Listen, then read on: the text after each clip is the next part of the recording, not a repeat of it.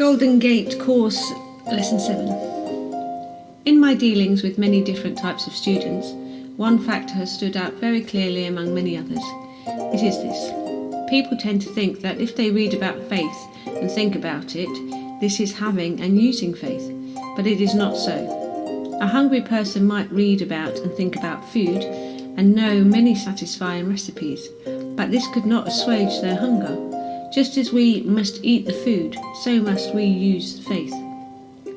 The chief difficulty here, in most people's minds, is a feeling that thought is not real. I wrote a book on this subject some time ago. Incidentally, I was told by a professional psychologist that all that many books and postal courses cost him much more had, but was put more simply and clearly. This book of mine put the case for thought and its tremendous wonder-working power. And so I have withdrawn it from circulation and incorporated it instead into these lessons, because it is so important that you should see why you are thought building and what happens when you do. This lesson will be thrilling to read. I find it so, and its fascination never fails. So as you read it, let that tingling feeling of happy expectancy sweep over you. Remember, this is the uplifted feeling of belief that brings success. This is the way. This is the way to attain to the fulfillment of all your highest desires and truest dreams. And by highest and truest, I do not mean dull and goody-goody, I mean the dearest wish of your heart, dreamed when you have been on top of the world, feeling full of goodwill to everybody, so full of power that nothing seemed impossible. Well, nothing is impossible. If thou canst believe, all things are possible to him that believeth. Believe, you may query, believe in what? Believe that you can create with your thoughts is my reply, for belief is thought, isn't it? To the beginner along this way, it must be very difficult to believe that thought alone, apparently such a wispy thing, can really affect matter, apparently such a solid thing. How, for instance, could a person's thought have any effect upon, say, a house? Well, in order to know that these things are indeed possible, we have first to understand what substance is. As we know, all matter is composed of groups of many billions of tiny things called atoms, which in turn are composed of even smaller particles. Matter is partly made up of electrons which constantly move at high speed, and in some substances can migrate from atom to atom, which is what happens when electricity flows. Of the word matter, we read, matter, in physics, is roughly defined as that which has weight and occupies space. Modern research has shown that matter or substance may be converted into energy, the reverse process. The conversion of energy into substance or matter is also possible. What then does our encyclopedia tell us about energy? We read, energy, it has been shown that substance may be converted into energy by mutual annihilation of positive and negative particles. Without having to be in the least scientifically minded, you can readily see that substance or matter is not nearly so solid and immovable as we thought. First you are shown that substance contains many billions of swiftly moving electrons. Then you see that the particles can merge and vanish, and by their vanishing can convert substance into energy. And what is thought but an aspect of energy? Mental energy. Mental power in action. The dictionary defines the word thought as the power of thinking. Before we go any further, let us sum it all up simply like this.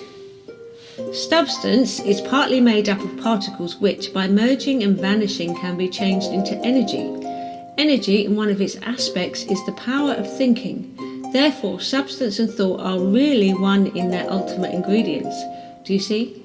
So now, do you think it is so difficult to change matter by thought power? Of course it isn't. To return to my earlier question about a thought affecting a house, you will see that this isn't impossible after all. When you are feeling very optimistic and that nothing much is really impossible to you, you begin to think, don't you? You think of all kinds of wonderful things you want to achieve. You make plans, you dream dreams and see visions.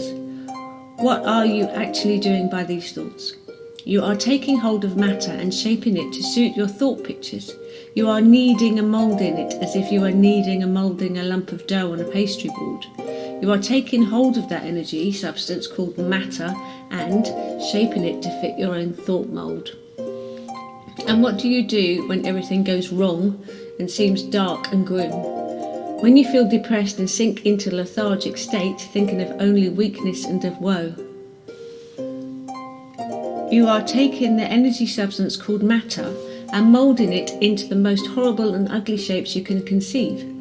So change your thought picture quickly, think hopeful thoughts, never look with mental intensity at the lack of the thing you want, look at the thing itself. Having reached this point, we can now pass on, because if you have followed me, and I suggest a second, 30th or 100th reading if you haven't, as the subject is important, you cannot help believing.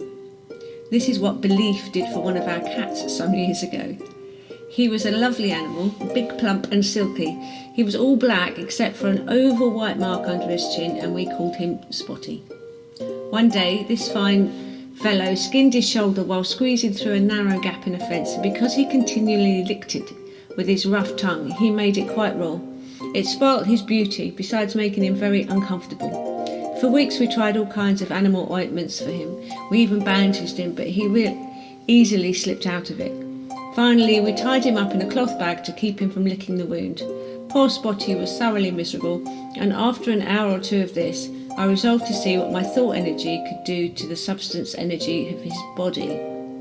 First, I visualised the great power of the universe itself. Reaching up in thought, I drew it into myself while in-breathing deeply. Then, pointing my finger towards Spotty's wound, I mentally poured out the power into it, saying within myself, "Be whole." We did nothing more, and in a few days the wound had entirely disappeared. Another time we thought our dog Simon had strained his heart, for he had started to pant rapidly. After about 3 hours he fell asleep, still panting.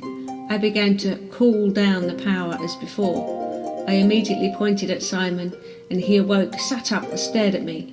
Then gradually the panting ceased. He lay down again, slept naturally, and we saw no more of it after that. As well as my own answers to prayers, I want to tell you about some of my students' successes. This will prevent you from thinking that the answers may come to me, but not to others. I am an ordinary person, and so are all these students, and we have all experienced results, as you shall see. The following are extracts from letters I have received. 1. Money seems to have come to me in an extraordinary way these past 2 months. 2. The dawn is breaking. An opportunity has come my way, quite unexpectedly. I will soon be my own boss, a little business of my own with good prospects. This is something I have always had in mind, something I've always longed for. 3. I would like to tell you of an experience I had. I was quite alone, but this is not strictly correct. I had my bull terrier with me, her name Chloe. One evening she came limping in, quite unable to put her paw onto the ground. I called her, took her paw in my hand, made certain affirmations, and then gave thanks that my prayer had been answered. After a very short time, I told Chloe to jump down as there was nothing wrong with her or her paw, and there wasn't. She had no limp or soreness. I felt very humble afterwards, a feeling that I was not fit for such things, but I hope to be someday. No doubt Chloe has forgotten about all this, but I never shall. 4. I have asked for several things that have manifested. I get a picture of what I want, think as though I've already got it, and it turns out so. 5. Do you remember some time ago that I had asked for an extra amount of money per week? Well, I have just had an offer of a job at just over that amount. 6. I am praying for more comfortable surroundings where I may enjoy some nice country air. With your teachings, my hopes are soaring. Later. I am doing what you suggest, but so far the country seems far away.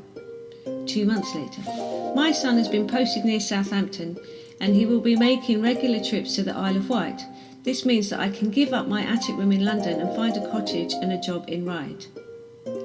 Sounds very good indeed, so you can see the spiritual law is contacted and I am going into the country. Don't you think that these extracts make thrilling reading? At all this you can do also if you are willing to persevere. First, you must believe in what I have shown you about the nature of matter, energy and thought. Then you must know that the dominant picture in your mind is the one which is brought into manifestation in your life. You cannot thought build with enthusiasm for 10 minutes a day and then think all the wrong kind of thoughts for the next 10 hours. So you see, you must persevere. Expect great results. Do not just wish, but will. Remember, change your thoughts and you change your circumstances. You have 18 more weeks to practice prosperity thinking. By then it should be a habit.